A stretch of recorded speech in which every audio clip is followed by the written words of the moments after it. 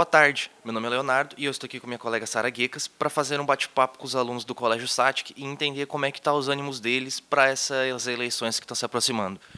Boa tarde. Boa tarde, meu nome é Sofia Rabelo, eu faço o ensino médio aqui na SATIC e eu faço o técnico em Química.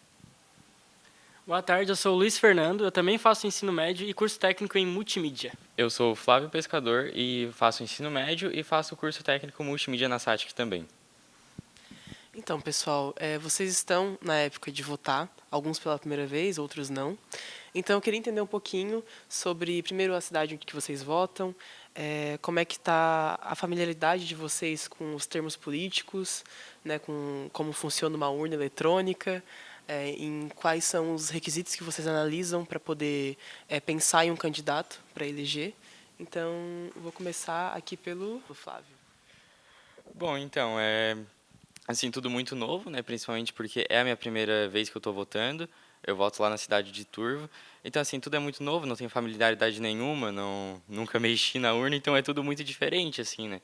Mas é uma experiência legal e aí agora vai pegando costume ao longo do tempo, né? Não é a primeira vez que eu voto, eu já votei no ano de 2022, e eu gostei muito porque eu acho que eu estou exercendo meu papel de cidadão. Então eu busco conhecer mais sobre os candidatos, sobre o papel que eles exercem na sociedade, e eu voto aqui em Criciúma também. E eu estou bem empolgado aí, fazer bastante pesquisa e escolher o melhor candidato possível. Bom, política é um assunto que está no nosso cotidiano, né? E essa é a minha primeira vez votando. Eu voto lá em Lauro Miller. E, assim, tudo que eu sei e que eu quero colocar em prática agora é que eu aprendi com meus pais, sabe? Então, é algo que eu tento pensar, ver a melhor proposta e ver, escolher isso. Então, gente, o que vocês pensam? Como é que vocês entendem esse período eleitoral num geral? Como é que vocês têm alguma ideia do quanto que eleger um político, um vereador, afeta a vida de vocês? Tanto agora aqui na vida escolar, quanto daqui a pouco tempo no mercado de trabalho? Bom, eu acredito que tem que ser uma escolha muito consciente, porque, querendo ou não, isso vai envolver o nosso futuro, vai envolver a nossa cidade, o nosso ambiente, onde a gente mora, né? Eu acho que escolher um candidato é alguém que vai representar a gente na política. Então é muito importante porque durante 4 anos o cara que a gente votar é quem vai nos representar nesse papel da sociedade. Então, é realmente como eles disseram, né? Alguém que vai estar lá para representar, tipo, político, então a gente tem que escolher sempre o melhor, aquilo que a gente conseguir encontrar nas pesquisas e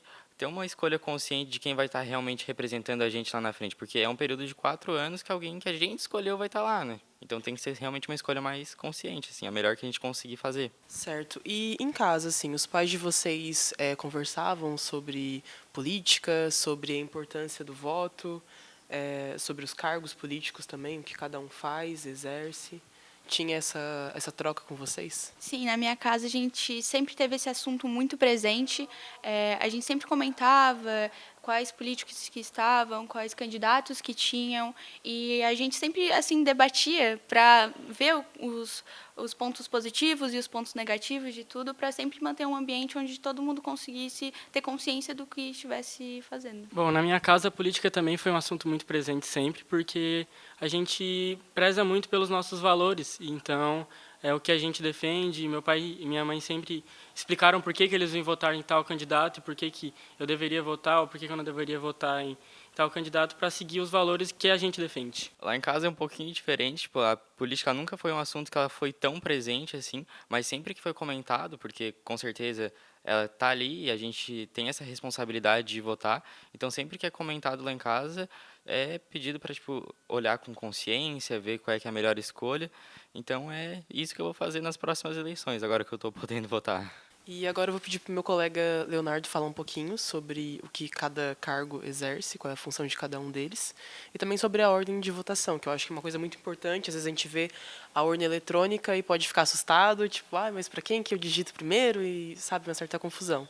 Então, Léo, pode explicar um pouquinho para a gente sobre isso? Primeiro, eu queria saber, você sabe qual que é a função de cada um dos dois cargos que a gente vai eleger esse ano? Alguém tem algum palpite? Alguém quer arriscar aqui primeiro? A gente tem que votar para prefeito e para vereador, né? O prefeito é mais o poder executivo, né?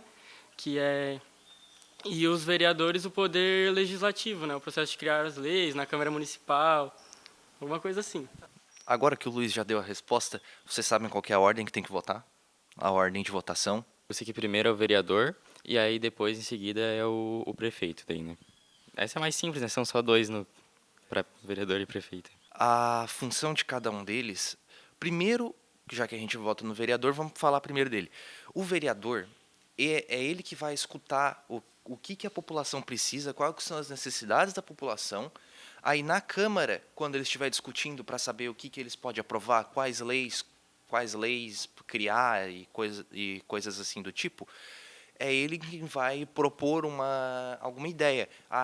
A dona Maria da esquina pediu para consertar a rua da frente da casa dela. Esse vereador vai ali, vai passar para os outros, vai elaborar uma lei, vai elaborar uma proposta de reforma, e aí na Câmara eles vão aprovar se vai ser aceita ou se não vai. Por curiosidade, ele também tem que fiscalizar o prefeito, tem que fiscalizar o prefeito e o secretário deles. Tem que saber se eles estão cumprindo com as propostas. O prefeito falou que ia reformar 20 estradas durante o mandato dele. Não reformou 2 até agora. É o vereador que vai cobrar, ele que vai fazer essa cobrança. O prefeito, ele que vai dar a ordem final. Quando for aprovada essas ideias na Câmara, o prefeito que vai tocar para frente, ele que vai ver os custos, ele que vai aceitar essa proposta e pedir para continuar. Além de, claro, ter outras coisas, como gerenciar a cidade, a economia, a infraestrutura, a saúde. Ele que vai cuidar dessas partes, gerar leis, propor reformas e coisas num geral, assim, para ter essa melhoria e a cidade poder andar para frente com mais tranquilidade.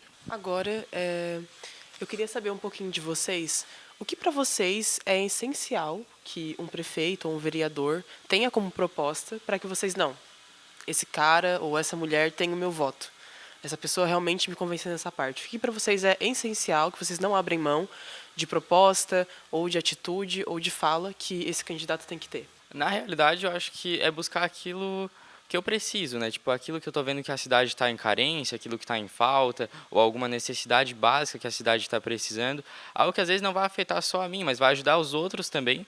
Então, eu acho que é o principal, assim, além de procurar ideias que elas batam com aquilo que eu penso, né?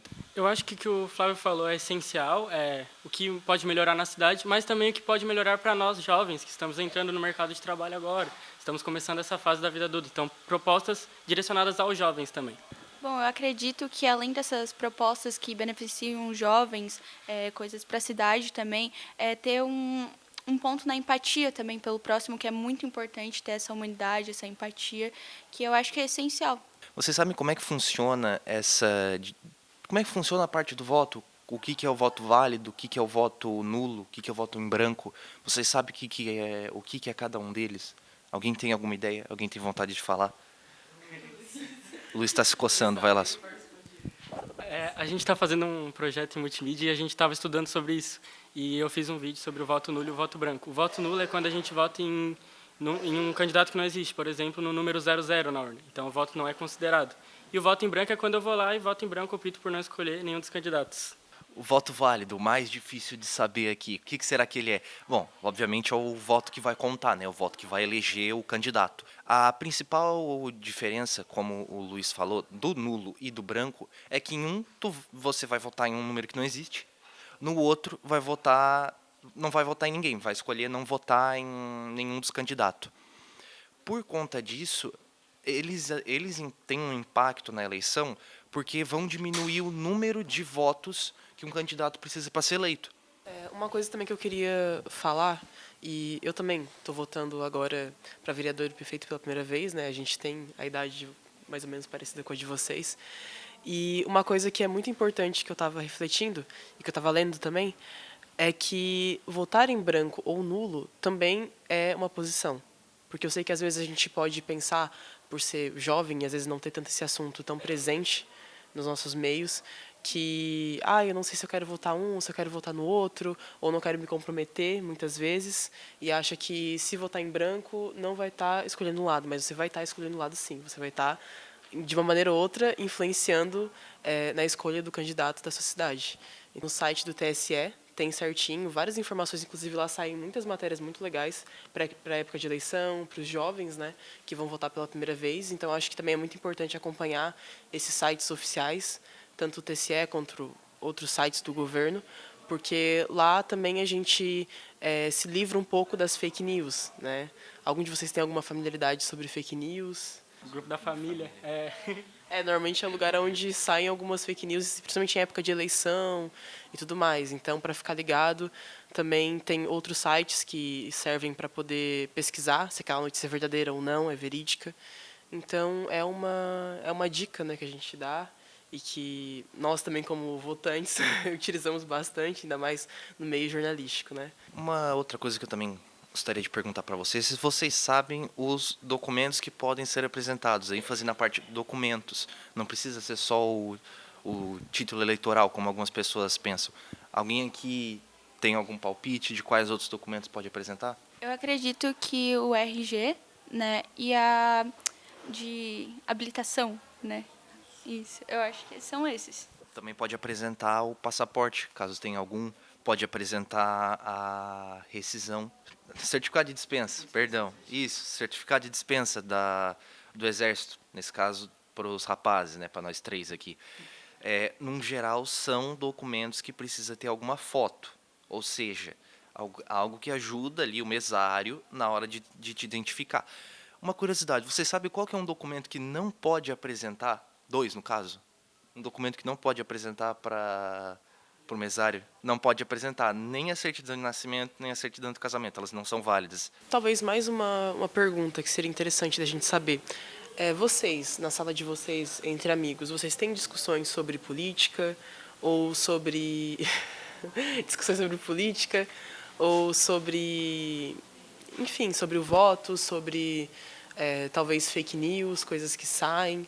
Vocês acham que os colegas de vocês estão bem informados para o voto, para essas eleições? Bom, na minha sala, principalmente, a gente conversa bastante sobre isso. Muitas vezes tem algumas discussões e algumas fake news que a gente acaba desmentindo ali na hora, mas é complicado, assim, porque cada um tem uma posição e às vezes quer puxar mais para um lado, para o outro, mas no final dá tudo certo. Então, realmente, entre amigos, assim, a gente comenta bastante, assim, de forma bem tranquila também, para não dar problema para ninguém. Mas, principalmente agora que está chegando mais próximo, realmente, da época de eleições, esse tipo de conversa tem se intensificado, tem sido mais frequente. E eu acho que é importante até para saber um pouco das ideias dos outros, às vezes alguma pesquisa que alguém fez e a gente poder compartilhar junto, tipo, pessoas que têm a mesma mentalidade que a nossa, pessoas que têm a mesma idade que a nossa também. Então, eu acho realmente interessante poder ter esse tipo de conversa, sabe?